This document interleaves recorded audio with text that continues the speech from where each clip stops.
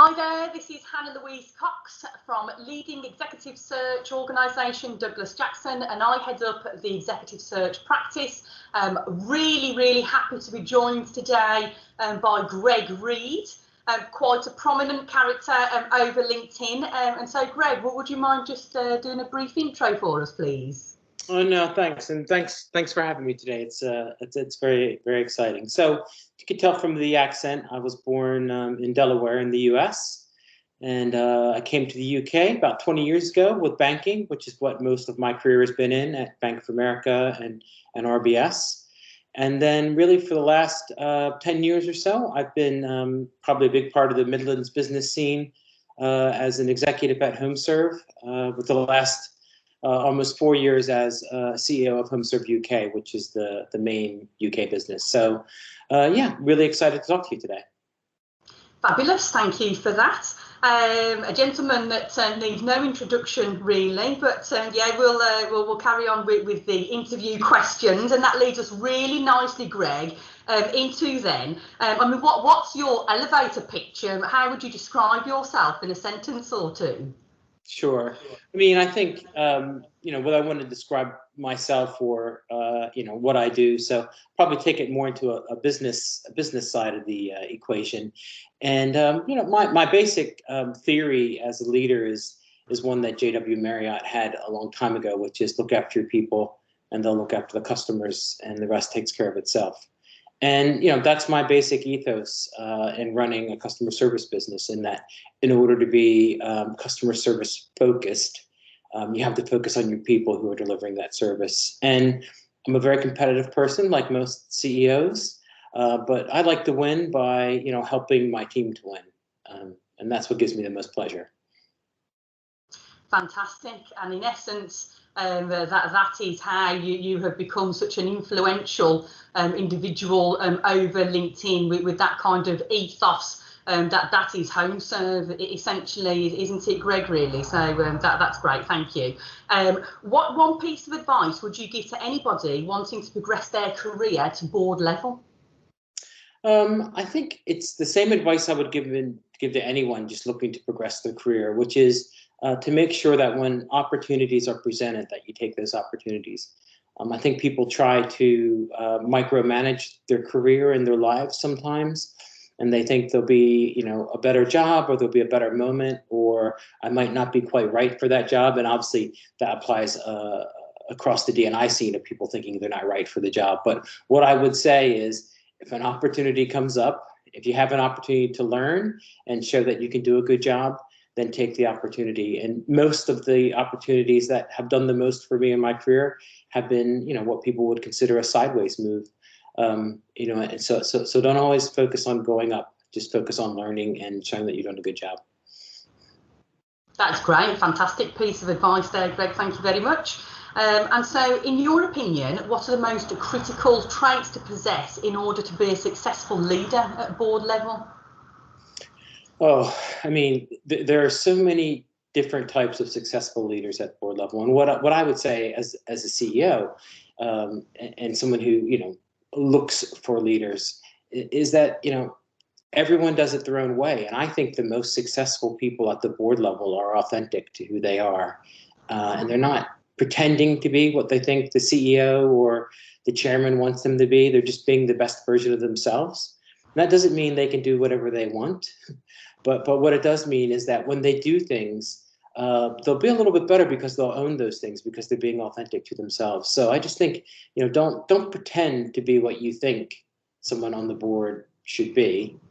Just be the best version of yourself, and then you'll find yourself there.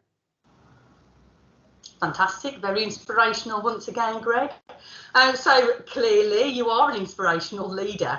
What do you believe makes an inspirational leader, and who are some of the leaders that you have looked up to throughout your career?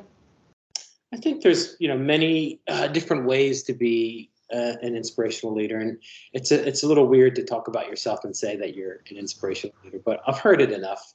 And I think the thing that people liked about me was that I treated everyone like they were important. So, when you're leading a group of thousands of people, you can't say, well, I'm going to interact with the top 50 or the top 100 and then everyone else will be inspired by that. You really have to go all the way to every level of the different organization, to every type of job, and let people know how they fit into the company and how they fit in with trying to do, how what they do is important. And once you do that, then people really, I think, start being slightly inspired by that, because they know that if they have a question or an issue, or they want to celebrate something, they can come to you. And since they can come to you, that means they can go to anyone. And that, really opens up the company. And I forgot, what was the second part of the question? So who are some of the leaders that you have looked up to throughout your career? I love this question. I mean, there's not just one. So I think, anyone who accepts the idea that, they're not finished and that they can learn anything from any type of leader. Some of the biggest lessons I've ever learned are what not to do, watching other people. And I've thought to myself, yes, if I ever find myself in that type of role, I will not do that. And then at the same time, there's certain bosses that I've had along the way, in particular, who have really helped me, who've asked me questions about what I needed. And then also really from a public speaking standpoint, I watched people and I thought I'd like to do that like that. So I actually, worked on it and learned from it. So, they inspired me to do that. And then, people in my family, the people who are closest to me, who really made me who I am, I really listened to them. And, my grandfather, I always going on about, but he just had a way of making things simple and telling you little nuggets in life. We were once, going into an event with my grandfather, I was maybe 9 or 10 years old, and it was a wedding. And we were walking in, and back in the days when people didn't lock their doors, and my uncle's car had his lights on, and I went and turned the lights off and said to my grandfather, we need to tell him that I've done that. And he really got cross with me and said, why do you need to tell him? Do you want credit? If you've done that to get credit, then you've done it for the wrong reason. And I've never forgotten that, and it's really helped me in my career and in my life, just to do the right things every chance you have.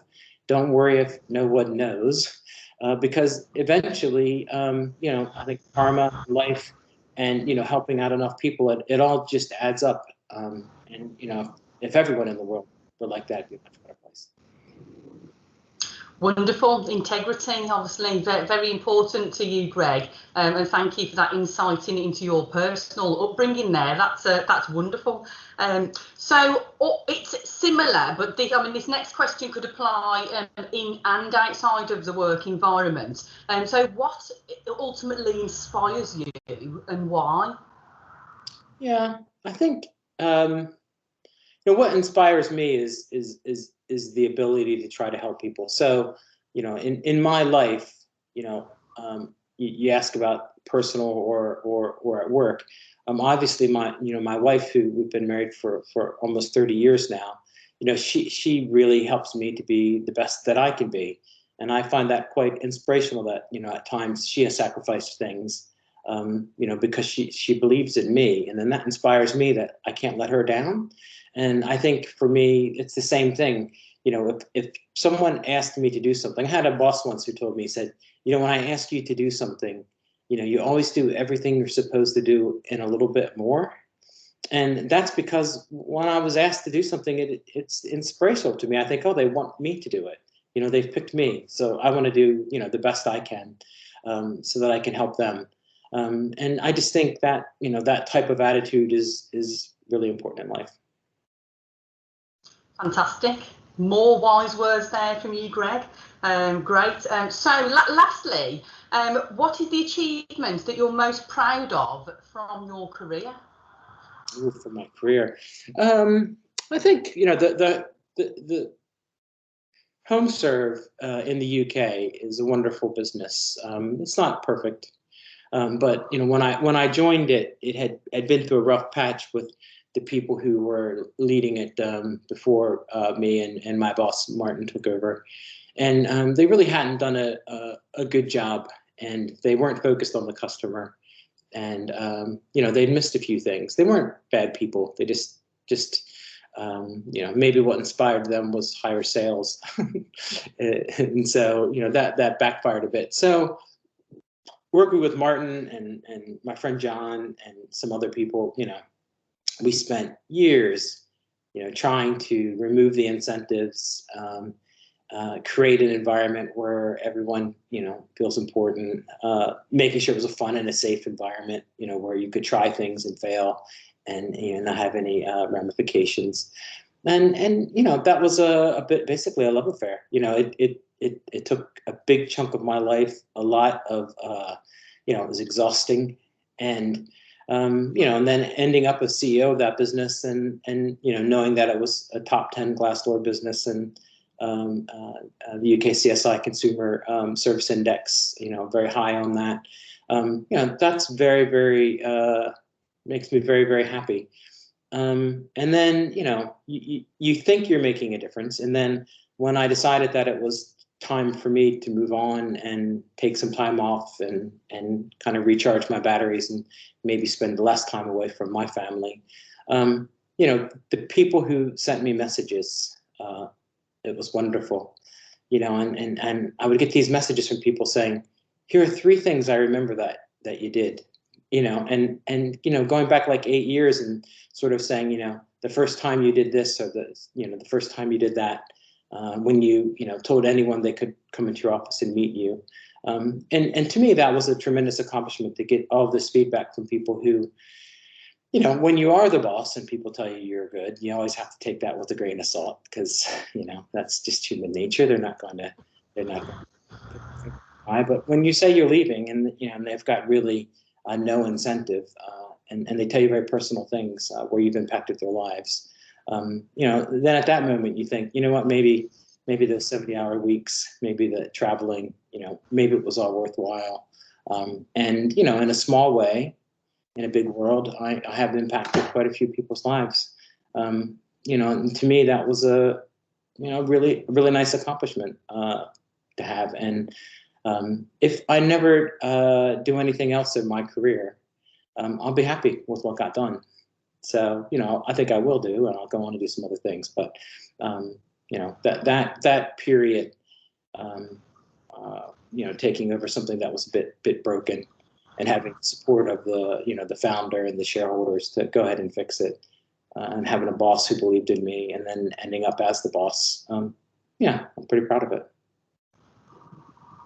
Great, and I'm really pleased that you've mentioned and cited that actually as you know, one of your most proud achievements, because well, you know that I'm very passionate about HomeServe, not least because it's a really successful customer Midlands-based business. And we detect by the accent here that I'm from the Midlands, a passionate Midlander. But the huge transformation that you led that business through is really quite something. So, you know, I mean, thank you so much for spending the time with us today, Greg. No, it's really been fun chatting with you, and I'm always a big supporter of the Midlands. When I joined HomeServe, and I got to know all the people, I knew we were going to be okay, because it was just such a great group of people to have, you know, in your employ when you're trying to do good customer service. Because, you know, as you know, you people from the Midlands, people from the Black Country, they can't do enough for you. So to put them into customer service positions, or, you know, into people's homes as engineers, is a winning proposition. Well, it's really funny that you should mention that, Greg, because I'm sure that there was a poll released about 15 years ago that actually voted Midlanders as being the friendliest people in the UK. I believe it. People were very, you know, sometimes the accent and an outsider coming in, you know, people can be offish, but right from the start, people were welcoming. Fabulous. Thank you again, Greg, and hope to speak to you soon. Thank you. Bye. Bye.